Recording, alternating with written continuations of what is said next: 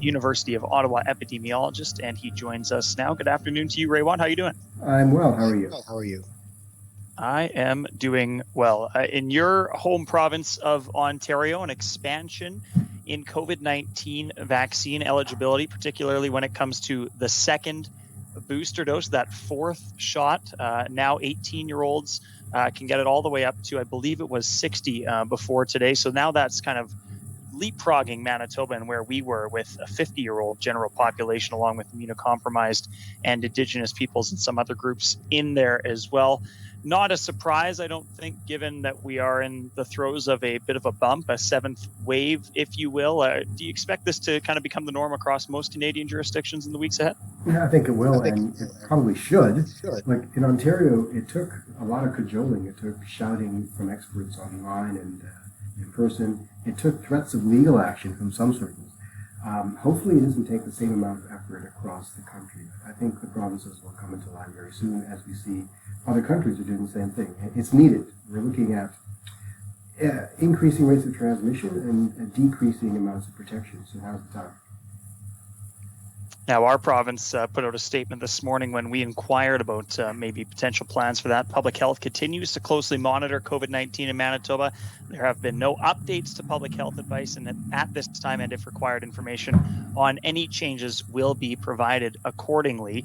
Raywat, when one jurisdiction moves to do something like this and a large opening of eligibility, is it really just a matter of time before another jurisdiction does it, or are there factors at play that might make us here in Manitoba a little bit different from you guys in Ontario?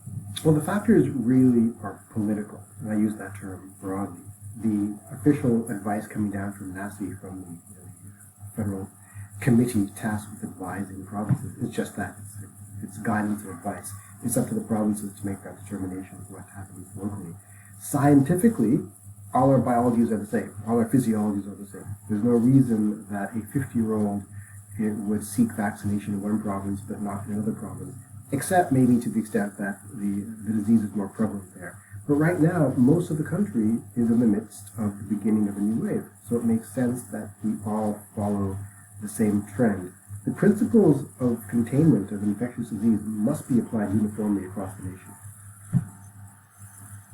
Raymond, a lot of people got Omicron, whether it's BA1, 4, or 5. As I've been calling it, it's like the Apple iPhone. You know, you've got the phone. It's just a matter of what version you have.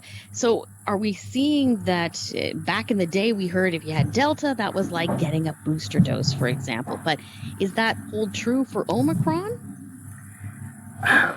Yes and no. Mostly no. We actually don't know. The data is confusing on this. Some of the immunologists are claiming that infection with Omicron does not garner the same amounts of immunity as previous infection did. In fact, maybe we have a higher probability of reinfection with Omicron, and maybe reinfection is causing damage to our immune system. Some immunologists are claiming that as well. This is beyond my scope of expertise. All I can look at is the data. The data suggests that reinfection rate is quite high.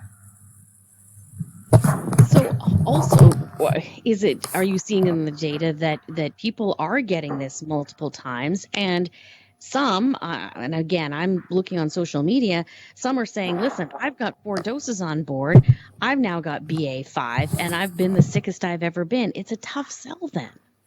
It is a tough sell, and we have to disentangle the colloquial data from the actual population data, and anecdotal evidence is not truly compelling evidence.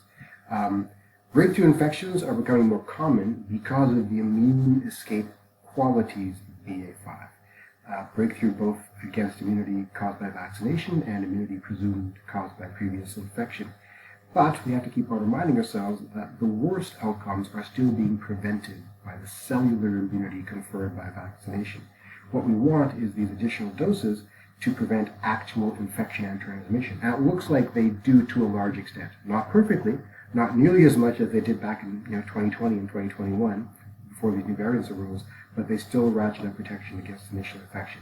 And hopefully when the bivalent vaccine becomes available in the fall, and when intranasal and pan-coronavirus vaccines become available sometime next year and the year after, we'll have almost perfect protection against infection. Oh, wouldn't that be utopian? When all of the strains are rolled into one, and we can just take it like we take, a little squirt up the nose. But we digress. As we get very close to the middle of July, I know you, as a relatively new parent, have been waiting for the middle of July, hoping that the Canadian government, that being Health Canada, NACI, whatever organization wants to sign on the dotted line, to approve those doses for kids 6 months and older. Do you still have hope that you'll see that, if not this week, but next week? If I were a betting man, and I am, I would put down money saying we will get a decision by the end of this month, and I think that decision will be a positive one, meaning doses will be okay. I can't imagine what scenario would prevent that from happening. The data that we see is the same data that the Americans saw, and they came to my mind, the right conclusion. I don't know what the holdup is, frankly, except that maybe we have a distant threshold to meet in terms of quality of evidence. But I know they're looking at the data closely, and again, I fully expect a decision sooner rather than later. Raywat, when it comes to uptake before the province of Manitoba made it a lot more difficult to access some of these statistics a few months ago, you could see the first dose uptake was very good in our province, second dose uptake right behind it just a little bit. And then when it came to that third dose, there really was quite a significant drop off. I think for myself, my third dose is, it's got to be about 6 months ago, at least now.